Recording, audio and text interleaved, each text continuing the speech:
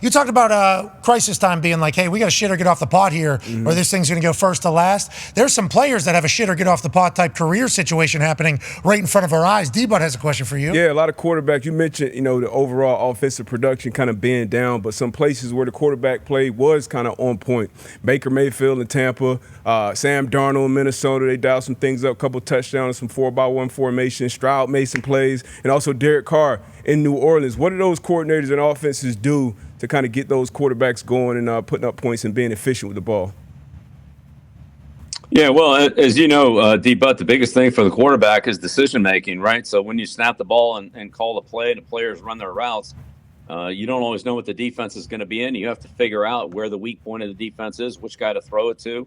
And sometimes, even if that's where you want to go, they have it taken away somehow, and then you have to make a decision with it. And I think the big thing is, anytime that things go bad. Things go bad right now. Freeze up. This is our number two. Try not to lose yardage. Yeah, try not to lose yardage, and then if you can make a play, but don't make a play, make a bad play. So that's the one that always got me when the players said, "Well, I was trying to make a play." I was like, well, how about try to make a good one then? Make a bad play. So like the play that Levis had, where he gets out of the pocket, he flips the ball, underhand, backhand, whatever it was, and that's just, even if you hit it, what do you really have?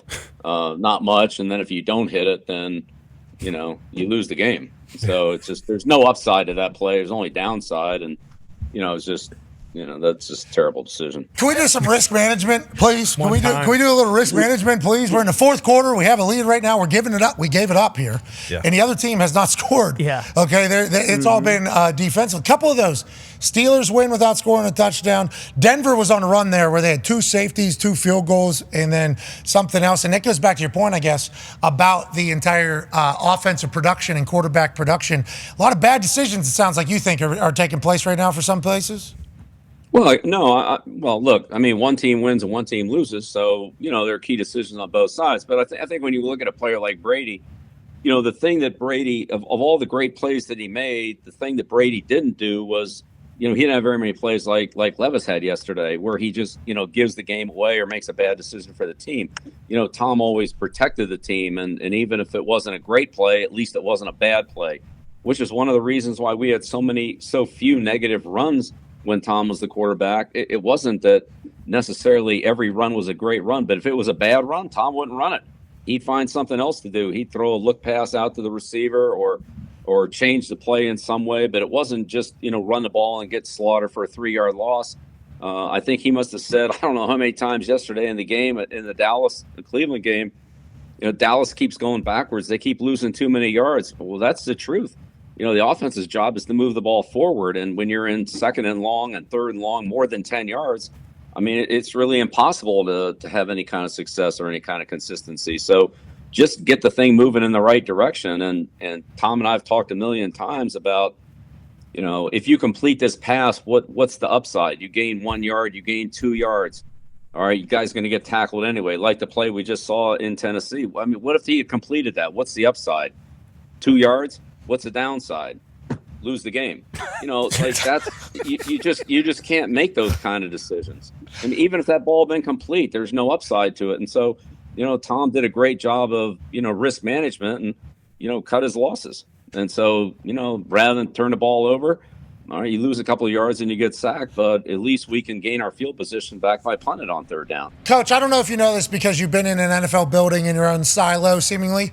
The term game manager is like a slanderous term for a quarterback. It's like, why? Like, game manager is exactly what you want at quarterback. Do you agree with that, or am I wrong in that thought?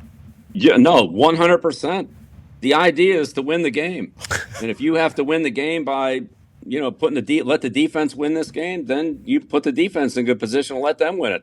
Whether it's Peyton, Drew Brees, Rodgers, Mahomes, Brady, those guys are all great quarterbacks, but they won. The reason why they won is because they figured out what they needed to do to win in that game. And look, sometimes you got to go out and score 48 points. Sometimes you just got to not turn the ball over and give yourself a chance to play good defense. Sometimes, again, Tom said this multiple times yesterday. It was great. I mean, I felt like, I was hearing an echo, but they're in field goal range. Don't lose yardage. You got 3 points. Yeah. And then something would happen to get a penalty or something and end up not being able to even get 3 points out of it. So, knowing where you are and not going backwards offensively when you're already in scoring range, you have a good field goal kicker. Those are things like that. I mean, you could say they're little things, but they're not little things. It's not game management. It's winning football. Yeah. I don't know when it became, but it was wild. It just kind of like took over the internet. That guy's a game manager. It's like, no shit. Yeah, it's part of being a quarterback. Yeah. Need to manage it. Yeah. Need that to happen in this entire thing. Go ahead, AJ. Coach, you mentioned Tom saying things, and it felt like it was an echo. Like, what does that feel like as a coach when you hear your former players actually, like you think, yeah, these guys actually were listening to me all this time. And when you hear them giving other people advice or coaching that you gave them, it's almost like when you see your kids doing that when they, sometimes my kids don't want to listen, but then I see my oldest telling my youngest ones like things that I have said. I'm like, okay, they actually are hearing me. Like, how does that feel as a coach? Yeah, it's a great feeling, isn't it? No, that's a great comparison, AJ. It's similar like that with, when you hear that from your kids, you hear that from another player. But look, I would say with Tom, I learned a lot more from him than he learned from me, I'm sure. When we would sit in those meetings, look, I see the game from the sideline. I see the game from film. Tom would see the game from where he saw it from behind the center and in the pocket. And, he would say, here's what I can see. This is what's hard for me. This is what, this is why this gives it away and things like that. And he taught me all the little things. With some are big things of, just how he saw the game as a quarterback and, what would happen in between plays. He'd hear somebody on the defense say something and then he'd know that would give him a tip as to what they were doing or, if the guy was tired, he'd call a play and go at him again or, that type of thing. And, he could just tell sometimes by looking in the guy's eyes how nervous they were trying to cover a certain receiver, and he'd throw at that guy. Those are little things that, as a coach, you just don't see. But on the field, you've seen it, AJ. There's things that you see on the field that a coach just can't pick up on film. And so, look, I learned a tremendous amount from Tom. We had a great relationship, and, hopefully he learned some things from me too. But the amount that he taught me about playing quarterback and seeing the game through his eyes, that Randy Moss taught me about being a receiver, being a fast receiver, because I'm not fast. I don't know what it's like to be fast.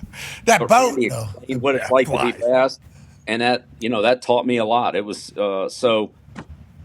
it was look, the whole game management thing. The idea is to win, and if the quarterback's job is to help the team win, and it's also his job is to help his players be productive, right, and gain yardage. And so I used to tell Tom all the time, and Tom knew it. We could never gain any yards as long as he had the ball. We would only gain yards as soon as he gave it to somebody else. He's a 1,000 yards rusher. Remember? No big deal. He's a 1,000-yard rusher, right? That's the quarterback sneak he had. Every really time. Hey, every time. The quarterback sneaks. The quarterback sneaks not included because he was great at quarterback sneaks. Okay. But when he ran the ball, we didn't gain any yards, and until he threw it to somebody else, we didn't gain any yards. So the quicker the ball got out of his hands, and the quicker he got it to somebody else, the more yards we were going to gain, the more points we were going to score. And that's the way he played. And that's, not to the other team, but get it to our guys and let them be productive with it.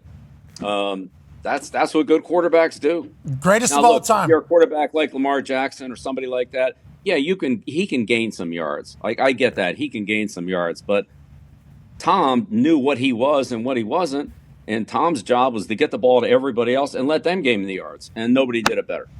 We're excited to watch Tom grow through the season as commentators. The internet was not kind to him, but it's Tom Brady. That's going to happen. He's used to it. He's only going to work and get better.